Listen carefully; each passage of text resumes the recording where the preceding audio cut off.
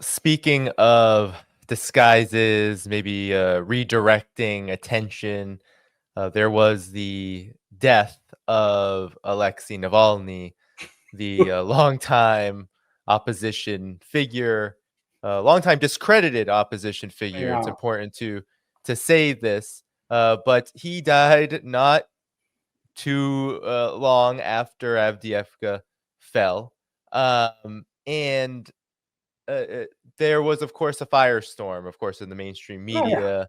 The entire mainstream Western media was all in with Navalny.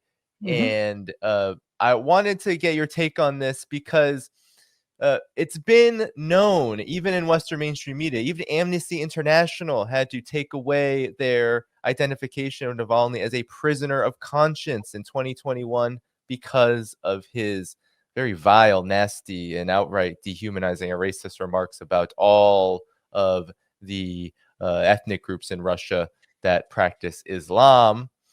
But nonetheless, it felt very convenient that his death, as it took place, helped redirect so many. And now we have talks of sanctions on Russia, even sanctions on China for supporting Russia, but sanctions on Russia for what it did to Navalny. Whoever wants to begin, maybe Scott, you can begin. Your Scott reaction wrote to excellent expose today on yeah, the I think you recently Oh wrote an yeah, article, which I can. excellent. I read it like, oh yeah, I refreshed it. Beautiful expose. Well, I think we just have to acknowledge it. First of all, we have to be careful about using the term opposition. The political opposition to Vladimir Putin is the Communist Party. They get what they pull in 17-20% every election. Real numbers. They're not going to defeat him, but those are real numbers. Navalny at best would get 2 to 5% at best. There was a time in, I think, 2018 when he got involved in Moscow politics, but that was a unique situation. He pulled in 27% for Moscow, but he got beat. But the big problem with Navalny is that he's not legitimate opposition. Opposition is somebody that is Russian, who talks to Russians, the communists. Again, I'm not pro-communist, but I'm just saying that's as Russian as you get, guys. It's a Russian Communist Party. They have organizations in every city and village that are remnants of the Soviet times. And when they meet, they talk about what they believe is good for Russia. And this is the important part. What's good for Russia, which means that there can be agreement with Putin or disagreement with Putin, but they're not going to undermine Russia. Navalny was never about what's good for Russia. Navalny was about getting rid of Vladimir Putin. He was involved in 4 regime change or election altering activities. The first was 2007, 2008, during the swap. If you remember the swap between Putin and Medvedev, Putin was president, served his constitutional 2 terms, had to step aside. Medvedev was prime minister. What Putin said is, this is what we're going to do, because Putin calls the shots. He says, United Russia, the party, is going to win the parliamentary elections. I will then say, I'll be prime minister. You then, now backed by United Russia, will run for president. You will become president. You will appoint me prime minister. 4 years later, we're going to flip roles, and I'll go back to being president. And the reason is, what people don't understand, this isn't about Putin being a dictator for life. This is about Putin recognizing the problems that faced Russia. Russia was a destroyed nation in the 1990s, which collapsed. They call it the catastrophe for a reason. Putin's job was to bring Russia out of this. 2007 was only 7 years after the disaster. 5 years, only 2 years after the end of the Chechen conflict. Corruption is still rampant. And Putin knows that, but Putin knows that you can't change things overnight. It takes time. You have to work at all the governor at all the regions. You have to get things working. You can't stamp out corruption if the economy doesn't function. So you have to tolerate a certain amount of corruption until you get an economy functioning. Once you get an economy functioning, you have taxes flowing in that can pay pensions and do infrastructure. Then you can do things like, let's start tightening the rule of law. Let's start getting that in there, and we'll get corruption out, and we'll do that. But if you start right off the bat with get rid of corruption, and you pull the oligarchs, who are the only people with any economic sense at that point in time, out of it, the economy will collapse. It's as simple as it gets. So Putin has taken the long, slow approach, and he says, we're not ready yet. We're not ready for me to step aside. Because another reason why is, who's going to replace me? Well, the CIA, the State Department, the British intelligence have been trying to create an opposition to replace him. And in 2007, they tried to do a color revolution. Navalny was part of this. He was part of this youth mobilization group that was supposed to replicate what happened in Ukraine in the Orange Revolution, and it failed. Navalny then went into, his I guess they call it shareholder activism phase, where he's exposing corruption. And then he gets tapped to go to Yale. And this is where my article ends up. This, because part two is coming. Yale, let me just tell you what it was. It was a CIA grooming and training operation. He went there. There's a guy in his class who is a former intelligence guy who is the spotter, who arranges it. Navalny gets in with the Americans. One of the things he did while he's at Yale, this cultural thing and all that, he starts his attack. He's in Yale in November of 2010 when he starts releasing documents about corruption of transnend, I think it was called, a big thing. And then when he came back in December, he started to pile on. This was a targeted operation by the United States to use Navalny to destroy the credibility of Vladimir Putin in the lead up to the critical 2012 presidential election. They didn't want Putin to come back in. They were trying to destroy Putin's reputation so that Dmitry Medvedev would say, I have no choice but to remain president. It was a CIA operation from the get-go, and Navalny was a CIA asset. So that's why anybody who sits there and says he's a patriot, no, he is a controlled CIA asset who is a traitor to Russia.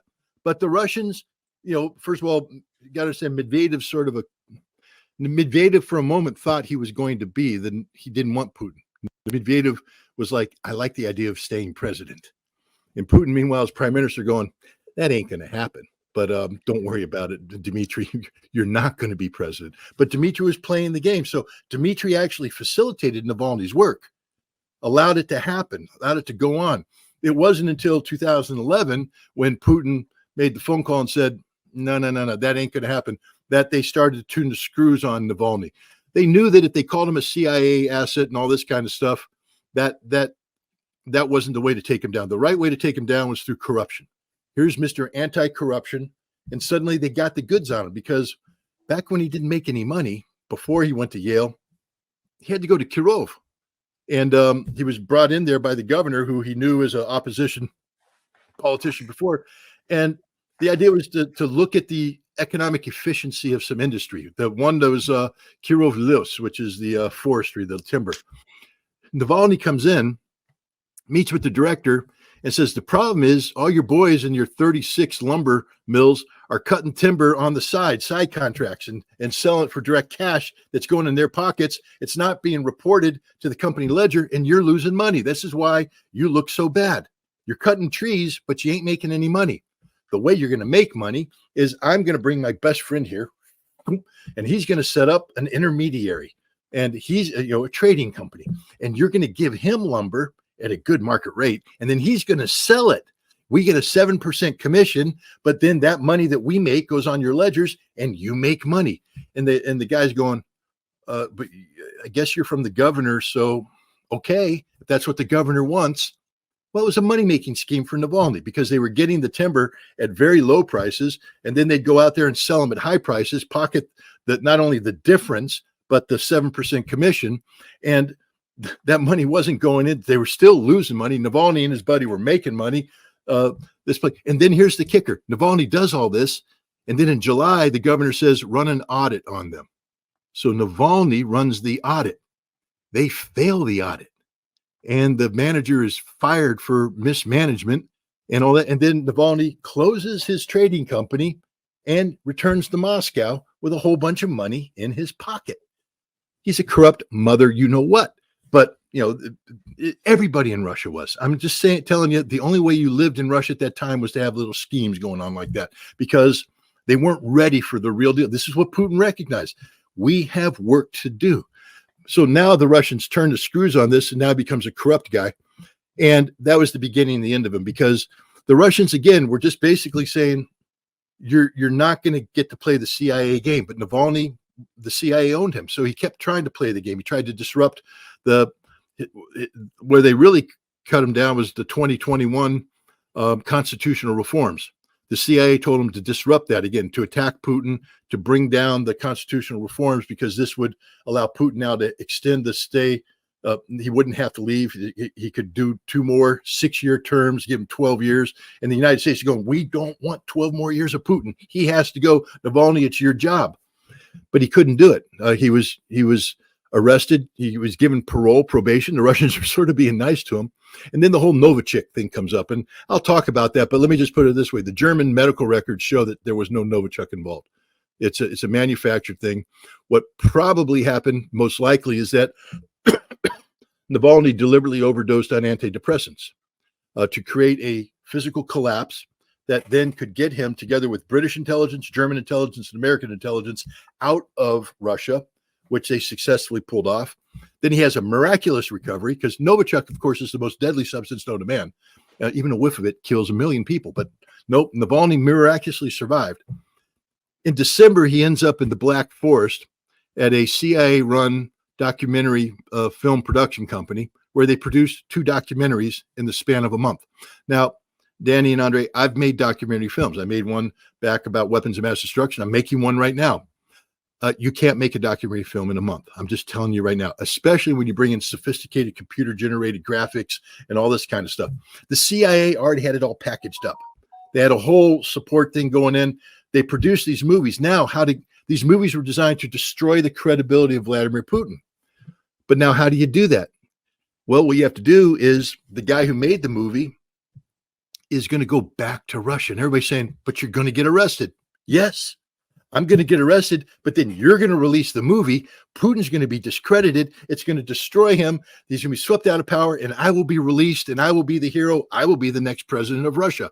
2 movies. One was Putin's Palace, which was the total fabrication about something. It fell apart immediately. It's really bad work by the CIA. The second one was Navalny, which ended up winning an Academy Award.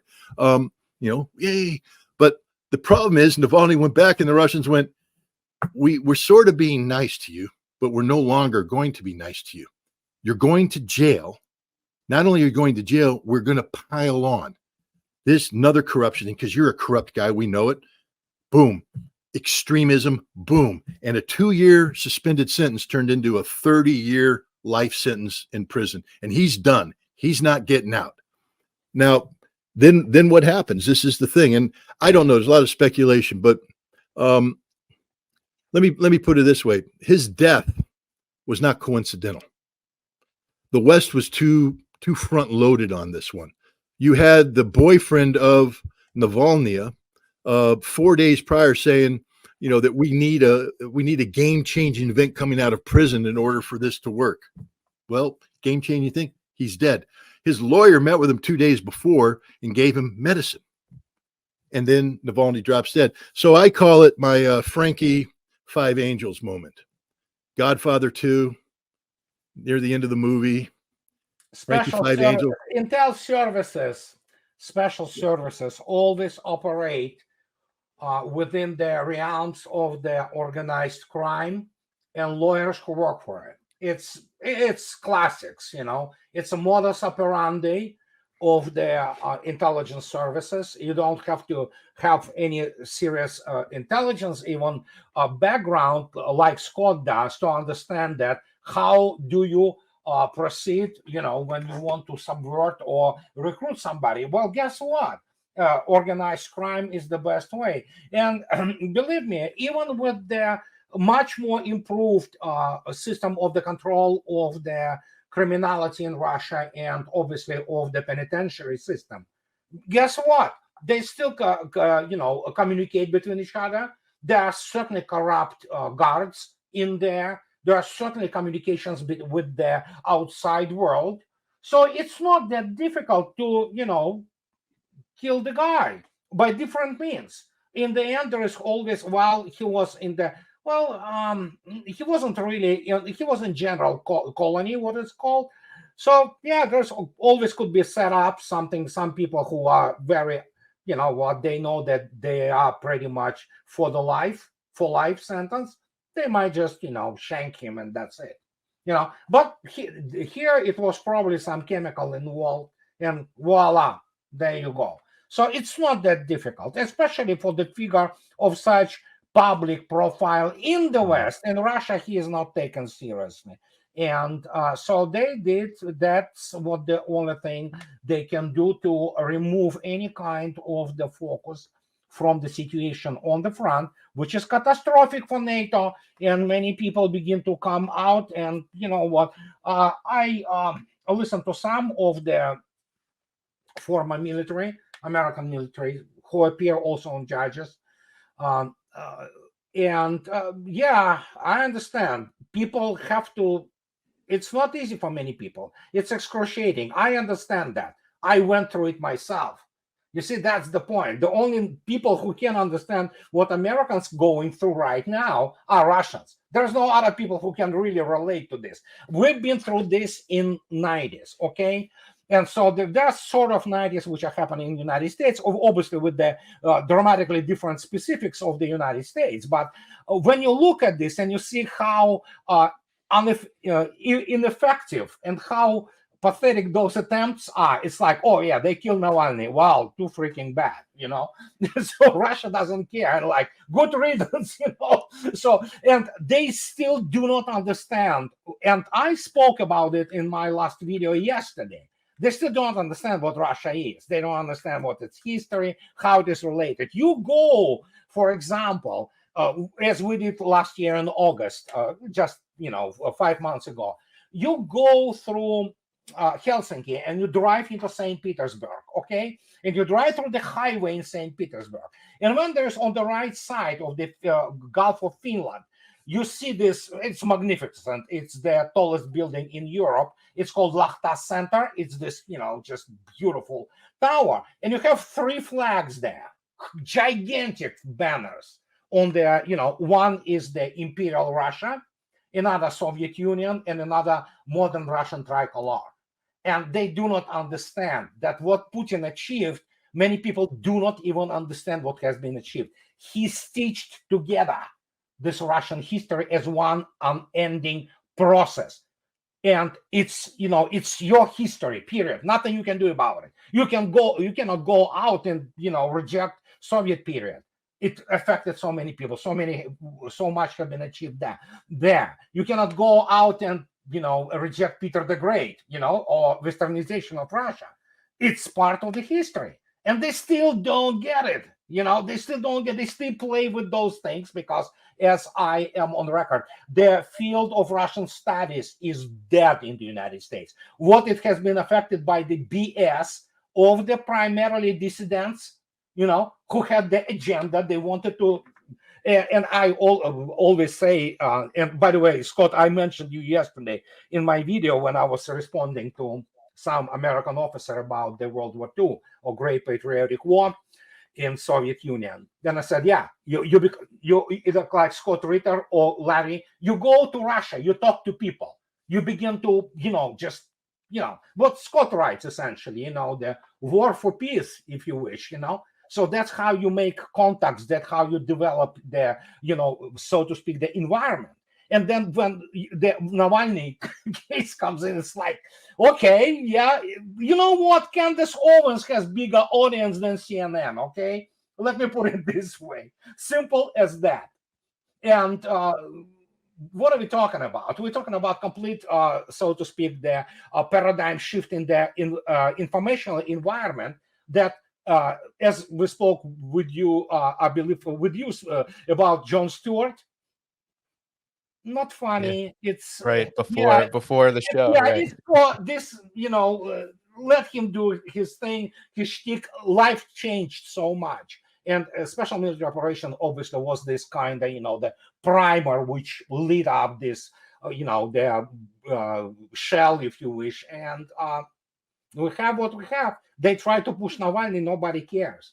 Yeah. In fact, and there's nothing wrong with this. I'm pretty sure most Americans don't care about Ukraine either, So many of them will not find it on the map. So it's like, they played those games, they thought. And it is very important that, for example, today, former ambassador to the Soviet Union, esteemed Jack Matlock, when there was real American diplomacy, when you had people of stature, you may go and discuss whatever you want about Mr. James Baker, but he is a smart guy, okay? He was a man of, and then of course you have ambassador like Jack Matlock, and he speaks today. I don't remember what platform. He was talking about how Russians have been basically cheated, So, and Russians have a long memory when about the expansion of NATO.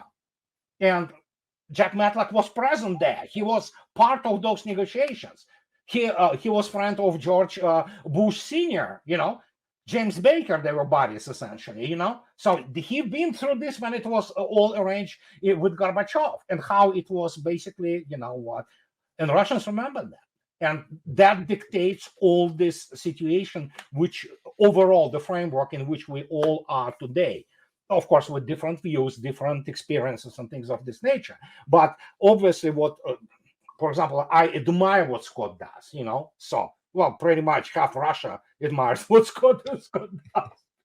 So, and this is so important, that people talk about it and they bring it up to public at large and educate it, And that is why, CNN can write about Navalny whatever they want, or Wall Street Journal, or whatever, MSNBC, which is altogether, a joke of the news outlet. It's not going to change the overall trend, because we have forces, historical forces, working of such a scale that I am finishing my 4th book right now, and sometimes I cannot find words to adequately, describe things, because okay, if I describe this, where do I go from there? Because it is so huge in its massive geopolitical realignment, which we observe today, that it's all started when they decided to, provoke Russia. And, suddenly we have the world which we knew, it's not there anymore. Whatever comes in, my gosh, I don't know, Brave New World, different version though. So that will be my statement for today. I will have to leave in 5 minutes. So. Okay. I'll just throw in 2 seconds worth here. Jack Matlock was the ambassador when I was a weapons inspector in Soviet Union, and I met him and actually did a little bit of work with him. But I've read his book. He was kind enough to autograph his book, Autopsy on an Empire, which tells his time as ambassador. But Michael McFaul has written a book too. I forget the name of the title of it. And I've read both books. Michael McFaul writes about his experience as ambassador. I'll just give you the difference between the two in a nutshell. Matlock talks about going to the Bolshoi Theater. He talks about watching opera. He talks about going to museums, in addition to telling these wonderful stories about what happened. Just give me a second. I will add. Jack Matlock speaks perfect Russian, and he knows Pushkin poetry such a way, Evgeny Onegin, that most Russians don't know. He is absolute scholar. Well, he sent a message, and the Russians. I was sort of the middleman between his visit, between the embassy and the Soviets for his visit, and the Soviets said, "What? When Matlock's here, what does he want to do? Because he had never been to Udmurtia before. Nobody had, and Matlock came back and he said, whatever, just show me something cultural, something about the history, whatever they want to share with me, I will devour. I want to learn about you, and they were just like, wow, okay. And they did. Okay. McFaul wrote this book and he tells all his little stories.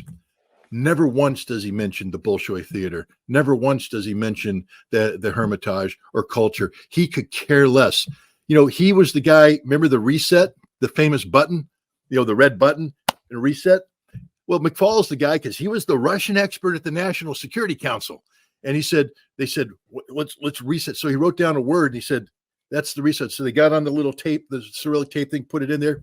It didn't say reset. It said overcharged. They used the wrong Overload, word. actually overload. Overload, yeah.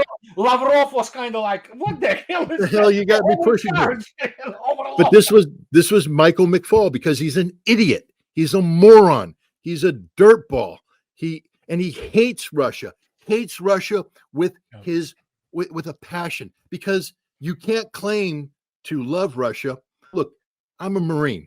Andre, you know what I'm saying when I say I'm a Nikol Ternik, okay? I am a mujik. I am as simple as it gets. All right? You put me into ballet and you're going to get the, head back thing going on and all that. But I've been to the Bolshoi. I got to watch Swan Lake at the Bolshoi. I was at the Malinsky or the Mariinsky Theater in St. Peter's to watch the Nutcracker at Christmas time.